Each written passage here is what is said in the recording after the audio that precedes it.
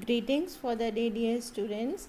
In the chain of my lectures on bioenergetics, today I will discuss the synthesis of ATP from ADP. Now, first we'll have an overview. What is life? Life is work. Living cells require energy from the outside sources. Some animals, such as giant panda, obtain energy by eating plants, and some animals feed on other organisms that eat plants. Energy flows in an ecosystem as sunlight and leaves as heat. Photosynthesis generates oxygen and organic molecules which are used in cellular respiration. Cells use chemical energy stored in organic molecules to regenerate ATP which powers work. Now we come to adenosine triphosphate or ATP. ATP is the energy unit of the cell. ATP is composed of an adeno group, a sugar group and 3 phosphates. ATP easily recycled. The cell converts adenosine diphosphate, that is ADP, into ATP by the addition of a phosphate. Here in this diagram we can see the formation of ATP. Now we have to discuss some terms. First we will discuss redox reactions. Redox reactions are oxidation and reduction reactions. The transfer of electrons during chemical reactions releases energy stored in organic molecules. This released energy is ultimately used to synthesize ATP. What is the principle of redox? Chemical reactions that transfer electrons between reactants are called oxidation reduction reactions or redox reactions. In oxidation, a substance loses electrons or we can say it is oxidized. In reduction, a substance gains electron or we can say it is reduced, or in other words the amount of positive charge is reduced in a reduction reaction. ATP is, as I have told you, adenosine triphosphate is the cell's energy shuttle. ATP is composed of a ribose sugar, adenine, a nitrogenous base, and 3 phosphate groups. Here we can see in the formation of ATP from ADP plus inorganic phosphate. Now we will discuss what is phosphorylation. ATP drives endergonic reactions by phosphorylation, transferring a phosphate group to some other molecule such as a reactant. The recipient molecule is now phosphorylated. The process of phosphorylation converts a relatively low energy compound, that is ADP, into a high energy compound, that is ATP. ADP contains an adenosine, a ribose sugar and 2 phosphate groups. Here we can see how the ATP is converted into ADP and how ADP plus inorganic phosphate combines to give rise to ATP. In this process, the use of energy and the release of cellular energy for cellular work. The ATP cycle. ATP can be produced from existing ADP molecules. The phosphate is added to ADP at the mitochondria.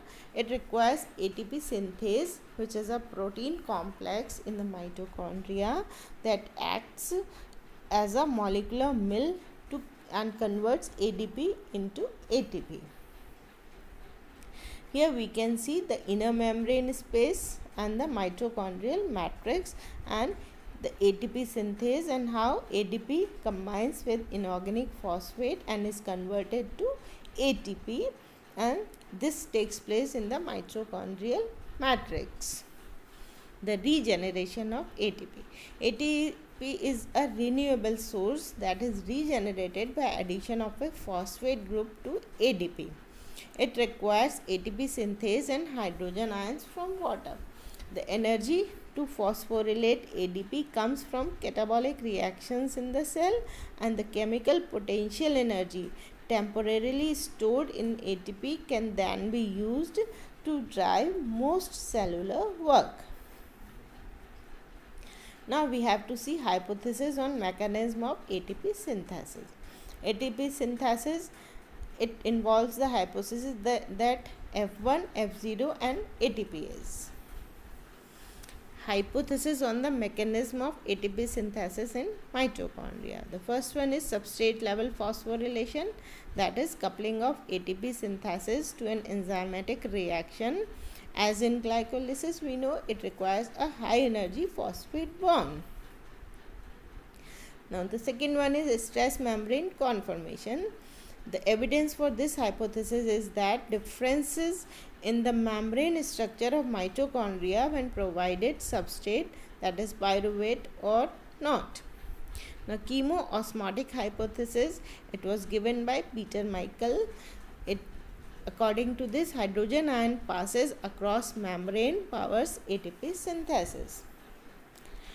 Chemoosmotic hypothesis, it was given by Peter Michael. Here the hydrogen ion passes across membrane, powers ATP synthesis. Now the question is, how does it work? The clues are reversed coupling. ATP hydrolysis powers hydrogen ion flow. The membrane vesicle containing ATP synthase, which is outside the solution of acridine orange, that is also called AO, which is membrane permeable fluorescent dye. Add ATP, vesicle interior becomes acidic. Now AO gives rise to AO plus trapped inside the vesicle, and high concentration of AO quenches fluorescence, as we can see in the diagram on the right hand side. Here it is shown that the hydrogen ion flow in artificial vesicle powers ATP synthesis.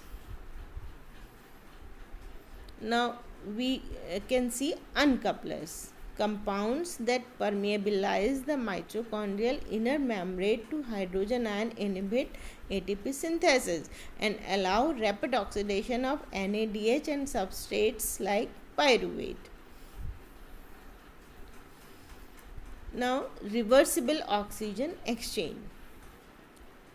Oxygen from water incorporated into HPO4 in the presence of ATP synthase. As we can see in the diagram, without a unidirectional hydrogen ion flow, ATP plus inorganic phosphate gives rise to ATP plus water occurs reversibly, implying that application of energy is not at the formation of ADP and P bond. Here we should note that rotor base and stator, which is the head and rotation. The hypothesis is ADP plus inorganic phosphate gives rise to ATP plus water occurs on head. Hydrogen flows turns rotor, that is rotor upon rotation stimulates ATP release.